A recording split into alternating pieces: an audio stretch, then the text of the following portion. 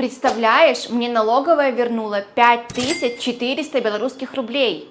Это как? Мне муж открыл накопительное страхование, и сейчас я узнала, что можно сделать налоговый вычет за 5 лет.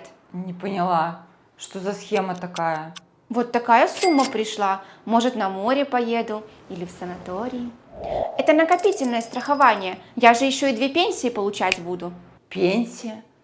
Тебе же 30 нет. Но мы заранее думаем, накопительное страхование будет и плюс еще обычная пенсия. А налоговый вычет – это бонус от государства. Так, рассказывай, где такую страховку найти? Подпишись на Prior Life и выбирай себе программу.